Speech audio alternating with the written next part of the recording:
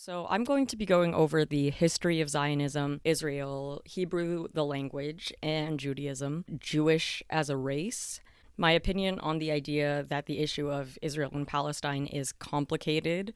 A brief opinion on the two-state solution, common Zionist Israeli arguments that are questionable. I might try and add timestamps because I know it's a lot of information. If I don't also put in like links or clips that show the things that I'm referencing, I might try and add a link to like a list of resources or something later. I'm trying to make this information like formal, but the actual like production of the video is very much trying to be timely because as I'm making this video, as you're watching this video, probably Palestinians are dying. Entire families of Palestinians are dying. And yeah, I just don't think that it's right that they continue to die while we decide what is right or wrong. I'm not trying to say that I'm really credible or anything like that. I just want to be transparent about where I'm coming from. So, I grew up very loosely associated with Seventh day Adventism, which is a Protestant slash Christian religion, which has some similarities to Judaism. Like, they go to church on Saturday, they don't eat pork, they don't eat like seafood, that kind of thing. But other things are pretty different. I studied Hebrew in college, which is how I more so got into like the Jewish world. I ended up taking at least one Jewish studies class. I interned for the Jewish studies department and worked a lot of events for them. And that was from literally like my freshman year to my senior year. So I was like very involved throughout college. Through those experiences, I developed a real love and respect for Judaism. It's a beautiful culture. It is so like rich with story and tradition and history. I support Judaism. I do not support anti-Semitism. I do not support Zionism. I do not support Israel. Both of my Hebrew teachers in college were Israeli. They very much like loved Israel and promoted Israel to me. So I had a very Zionist undertone slash overtone connection, at least as far as my Hebrew classes went. And that second teacher I really loved. I really respected. I admired her. It turned out that she shared very anti-Palestinian, pro-Zionist propaganda, very hateful propaganda at that. And one time we just happened to be in her car and she like cornered me and basically was like, Israel is good, Palestine is evil. Choosing to be anti-Zionist means that you are siding with evil. And that felt a little much, just a skosh. Yeah, let's talk about Israel and Hebrew. There's going to be a lot of information, so please don't pressure yourself to try and get everything in a single go. Maybe go back through later and figure out, okay, what did I not quite get or what do I want to research more on? So let's talk about modern Israel and modern Hebrew because there is a difference between like the olden days, the biblical days. So Zionism as a movement started in Europe in the late 1800s.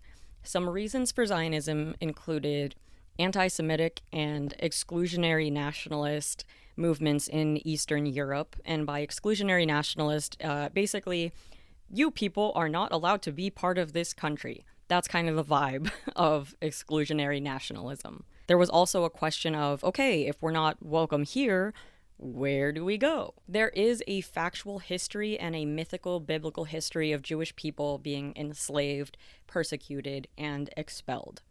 One factual example that we probably all know about is the Holocaust.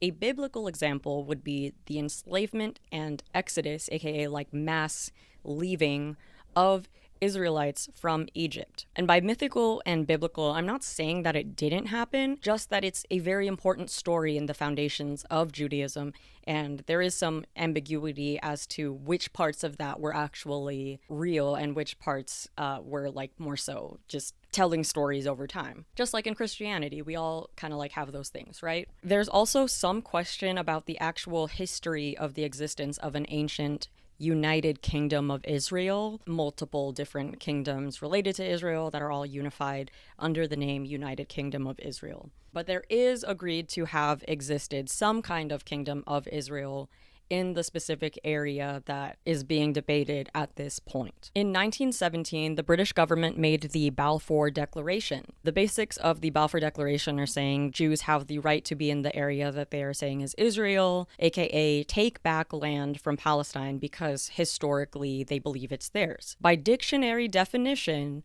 the plan was encouraging Jews to colonize Palestine. In the dictionary definition, which I don't usually give credence to, but like for this sake, colonizing means settling there, taking land, and taking control, power over the people and resources and land there. Okay? So that is the dictionary definition of colonizing. Now, why did Britain decide to put out the Balfour Declaration? Well, historians would say that they were motivated by feeling the need to have a political foothold in the Middle East, and also some sympathy from evangelical Christians being like, oh yeah, we kind of know the story of Israel. I think that they deserve to be there. Historically, Britain's been one of those countries that's like, we want to colonize, we want to have this country work for us. And there was a lot of that going on in that area at that time. And Britain was like, we need to have something. So they were like, let's support Israel. There you go. Hebrew is the national language of Israel.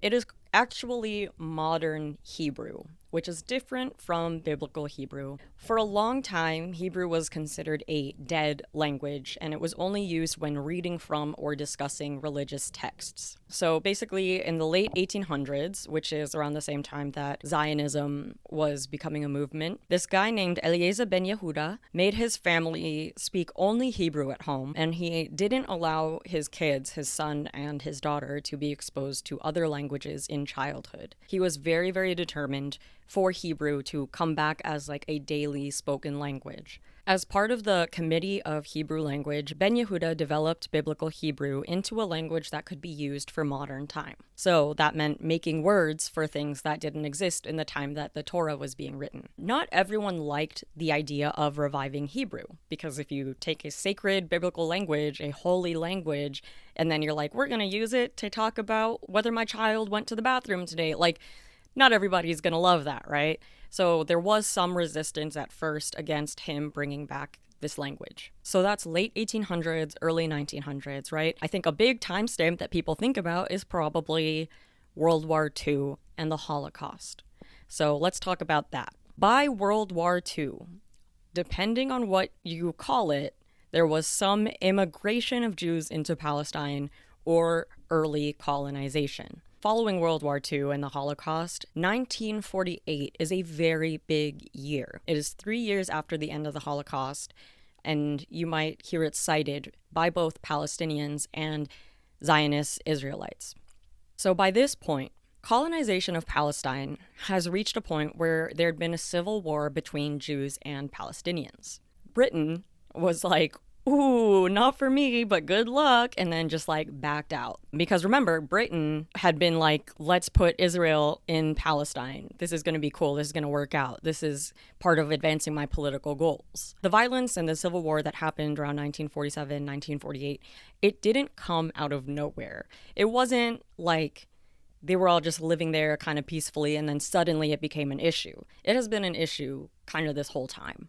Even though World War II kind of put a pause a little bit on that conflict, after the end of World War II, it was like, all right, so let's get back to this. So from the end of World War II to 1948, between Palestinians and Zionists, there was a lot of violence where Zionists were trying to take control of Palestine, and Palestine was like, what the fuck? Remember, Zionism was an intentional movement to colonize, to take land and power from the Palestinians, politically supported by Britain. Britain was like, okay, we're just going to divide up this land and Palestinians, you go here, and Zionists, you go here, and that's going to be cool, right? But even though we're talking about Britain supporting Israel and supporting Zionists, even Zionists were mad. They were like, you're not helping us colonize fast enough. You're not letting us colonize enough. And so they were even attacking British people, resources, buildings, bombing them, killing them. Remember, even though Britain is supporting Zionism at this time, Zionists were like, you need to be doing more. And then Britain was like, I'm out. You do your thing. Even if they had a responsibility to take care of this situation that they helped create, they were like, you do your thing. 1948. Israel now had an army. That army overpowered Palestinian forces and declared Israel an independent country. 1948, less than a century ago. Now, other Arab countries came in and they got involved to help Palestine. They did not support the creation of Israel in that land. But by the end of it, obviously, Israel won in some kind of way, and over 62% of Palestinians were forced from their homes with no legal right to return. Many became refugees but weren't allowed citizenship in other Arab countries. That may seem weird with the other Arab countries having stepped in with their militaries to try and help Palestine.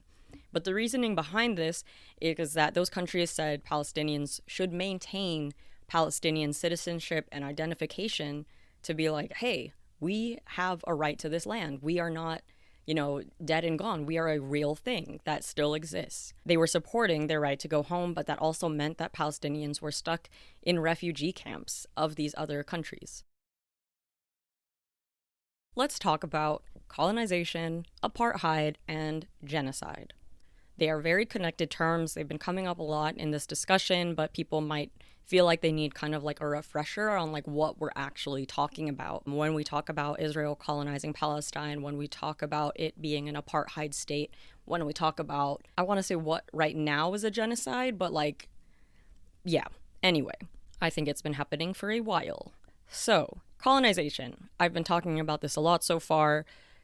Taking land and establishing power over the indigenous people of a certain land. You can believe that the current Israeli people are indigenous people there or not, but I'm going to say Palestinians, indigenous to that land, and there is that aspect of taking land and power. All right, colonization. Apartheid, basically segregation, and specifically racial segregation. So you might have different laws applying to you depending on your race. You might not be allowed to go certain places or use certain resources based on your race. You might have to stop at places and have your ID checked. And, other sorts of discrimination. Genocide is the deliberate killing of a large amount of people from a specific race or ethnic group in order to destroy/wipe them out. Many times, if a country commits genocide, it has already colonized those people. It's already created some kind of apartheid state. A lot of Zionists do not like applying these terms to what Israel has been doing to Palestine. But in my opinion, and I'm going to say 98% fact and maybe 2% my opinion, possibly 100% fact and also my opinion, Israel has colonized Palestine whether you believe Israel has a right to the land or not. By these definitions of colonization, apartheid, and genocide, Israel has colonized Palestine. They took land Palestinians were living on and established power over what they were allowed to do or not do. They have created an apartheid state, whether you agree or not that they had a right to do that. They have created a system where Palestinians and Israelis have different and unequal rights and laws applying to them. They are committing genocide. You probably won't find that in a Wikipedia page or something because we're in the middle of it, but they are committing genocide. Based on what I have seen, based on what I have heard about the goals of the Israeli people, they are committing genocide. If you bring up videos of Palestinian civilians who have been bombed, who have lost their families, who are literally dead, there is a conspiracy theory called Pallywood, saying that these are fake videos and the Palestinians are actors. That is questionable to me, which we will get into very soon. Why Zionist arguments do not make sense to me. Questions I have. Also, like everything, Zionism exists on a spectrum, so I will admit that even if I'm pointing out one extreme thing, maybe there are people that are a little less extreme. Either way, if the consequences are that Palestinian people are being wiped out, I don't know. I'm just not for it. Getting told that Palestinians are evil by my Hebrew teacher, who was born and raised in Israel. I'm not going to say that all Israeli people will just be like, oh yeah, Palestinians are evil, Palestinians are awful, the way that she did. But it did at least show to me that this whole illusion of Israel is so beautiful, Israel is so nice, you should go visit, that I had previously gotten, there is a darker, like, underbelly to that experience, enough so that it had created someone who would call Palestinians evil. I think I had mentioned a meme that she shared on Facebook before. If I can find it, I'll put it up here. Basically, it was like, good Jewish mother, and by Jewish, that she was substituting the word Israeli, which we'll get into shortly as well, but it was like a mother shielding her child from a bomb,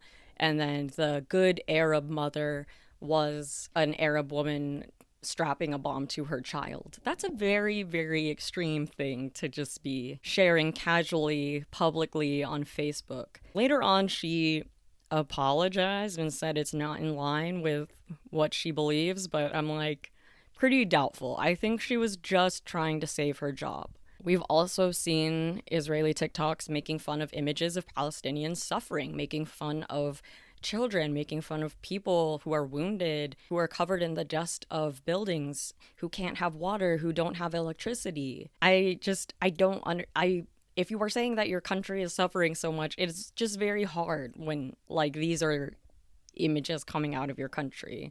I don't know. Back in 2014, there was a video of Israelim in lawn chairs watching the explosions of bombs dropping on Palestine and cheering as though it is the 4th of July. Interesting.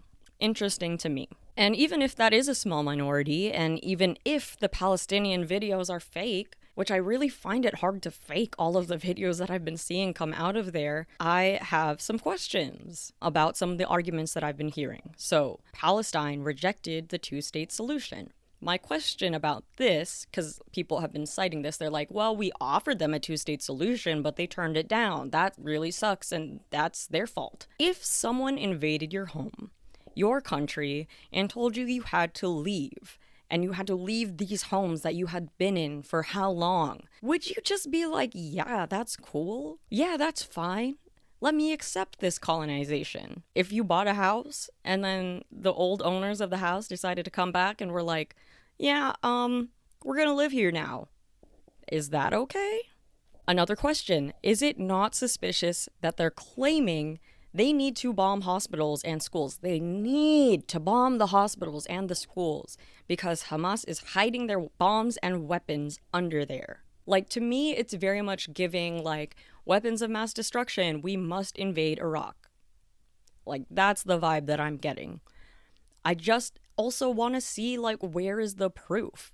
I'm very suspicious in any situation where people are saying that someone or something is so good at abuse, terrorism, being evil, that there's no proof. I mean, apparently there is proof, but, like, I haven't seen it.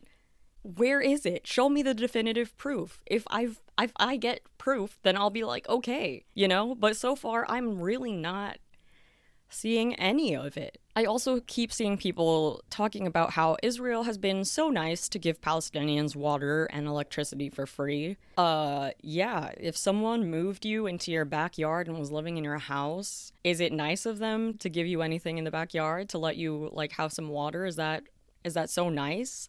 Don't you kind of, like, deserve water? Don't you kind of deserve electricity? Was the US so nice to allow Native people to have reservations? Was the US so nice to allow Black people to have water fountains? Interesting. What about the hostages and the recent Hamas attack? Well, my question is, do you really believe Israel's response to the Hamas attack is proportional? And if your response to that question is, well, their lives are very important,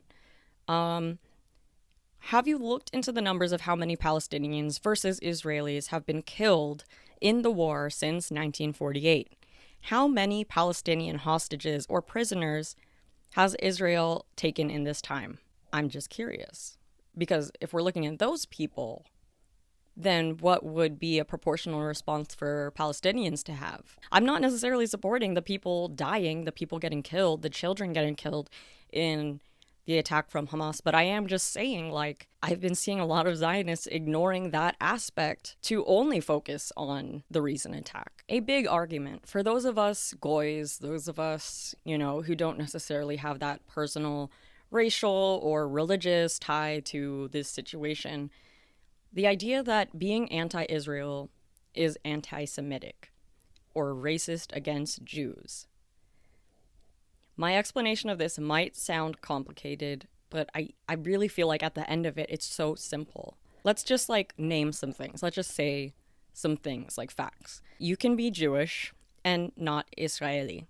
You can be Israeli but not be Jewish. Because Israel is a country built to prioritize Jewish people and Judaism is overwhelmingly the primary religion there, you might hear people there using Israeli and Jewish interchangeably. Israel is a nation slash country, whether I support it existing or not. Israel as a country has only existed since 1948, around 75 years ago. Israelis are immigrants or descendants of immigrants to that land. Israeli is not a race, it's a nationality. For Israeli to be a race, we would have to believe that it is a new race that started within 75 to 100 years. There is a vague question of ancient Jews or Israelites as a racial group and modern Jews being descendants of them.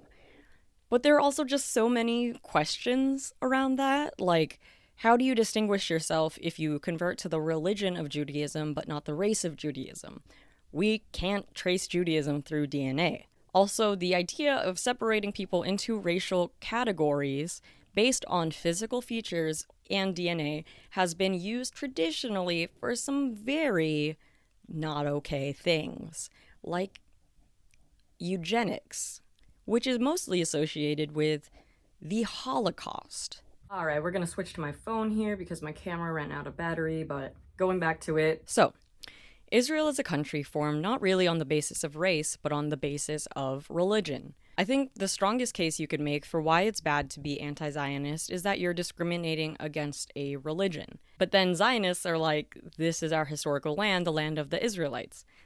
But in practice, you're not determining whether someone is descended from Israelites or not, you're determining whether they're Jewish or not. So there was a woman named Roselle Tekineh. Tekineh? It's a Turkish name.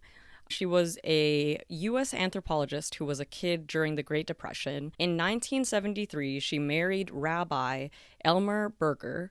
He was a leader in the anti-Zionist movement. She wrote multiple research papers relating to Zionism, Israel, and Judaism. And specifically, what I'm going to be talking about is this paper that she wrote called Race and the Issue of National Identity in Israel, which I believe was published in 1991. So I'm going to read an excerpt from it because it explains it really well. You can skip ahead if you want. I'll try and add a timestamp to when I'm done. But Israel was established at a time when nations were becoming increasingly concerned about human rights and condemnatory of any nation's attempts to restrict them. If the small state of Israel was to be successfully developed for the Jewish people, it would be necessary to encourage growth of the Jewish sector of the population and curtail growth of the non-Jewish sector. The method chosen was to create a preferential status for Jews. But a state dedicated to serving Jews created a problem of Jewish identity that has defied solution.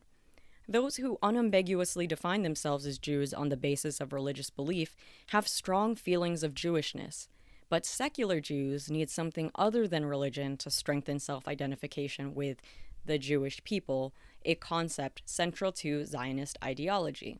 A Jewish race concept could contribute to a solution. A perception of close blood relationships among Jews would reinforce feelings of Jewish unity and support the central concept of Zionism, that Jews are a nation. But because of the anti-racist ideological atmosphere prevalent in the world today, together with confusion about what constitutes racism, an open promotion of a Jewish race theory would be an unproductive venture. The idea of a Jewish race has been couched in ambiguities and selectively directed to those who are unequipped to evaluate the research on which the conclusions are based.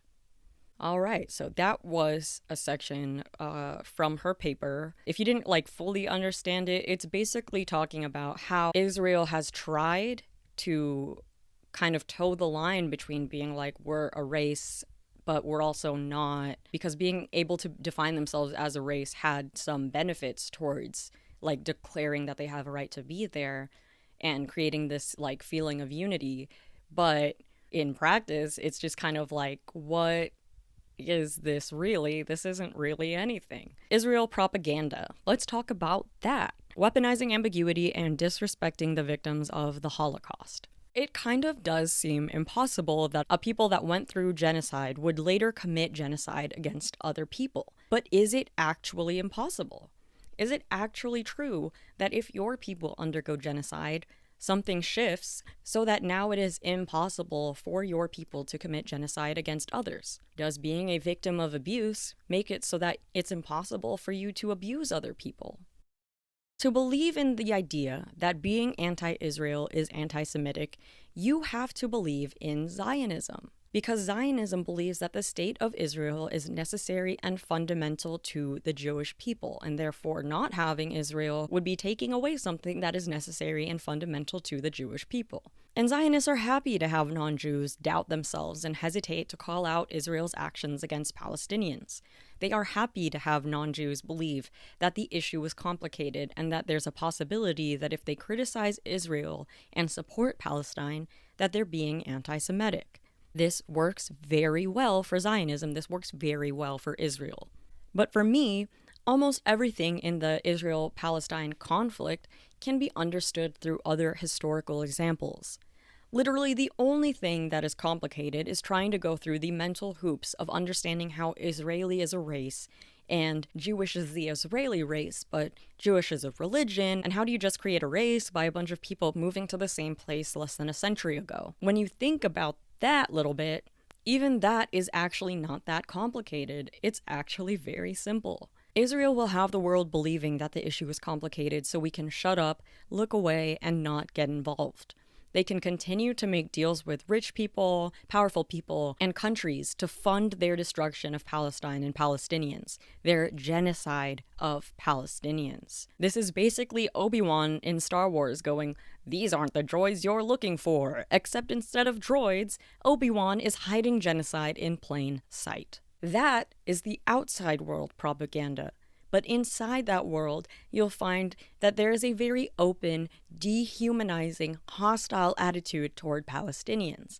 And I won't say, like, there aren't Israelis who are probably like, this actually is wrong, but we're talking about the people in power. We're talking about kind of like a general sentiment. We're talking about the stuff that really has an effect on the Palestinian people right now. So on the outside, Israel will say we're attacking Hamas. But on the inside, they're just attacking all Palestinians. And then they're blaming Hamas and saying that it's Hamas's fault that those Palestinians are dying because Hamas is using Palestinian civilians as shields. They're using them to protect their weapons. And it's like, do you have to bomb those civilians? Do you absolutely have to bomb those civilians? If this is true, if Hamas is using these people as shields for their weapons, there's no other way that you can defeat Hamas than bombing their civilians. Okay. In my opinion, to claim that Israel's genocide of the Palestinian people is justified and using the Holocaust as a manipulation tool to silence people who might criticize you, that's incredibly disrespectful to Judaism, and especially the Jews that died in the Holocaust. Like, just how do you do that? And I find a lot of people are like getting really stuck on that. It's just like, how is that possible? Whether that's silencing them, baffling them, or just like breaking them and horrifying them. I don't know. Like I said at the beginning, I'm someone that really loves and tries to respect Judaism. I find it like so disrespectful to be using, in my opinion, Judaism and the Holocaust as a shield to commit genocide against Palestinians and justify your actions. Israel is not a country of Judaism. Israel is a country that's using Judaism.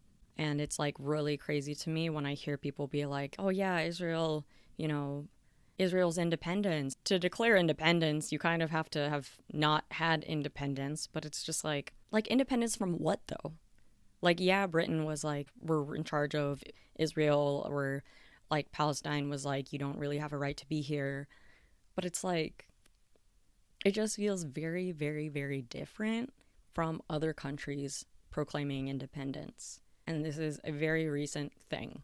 People are getting stuck on ancient civilizations that are not even truly like being used by Israel truly. to create the idea of an Israeli Jewish race. They're just kind of like letting that sit there and being like, that's why we have a justification to be a part of this land.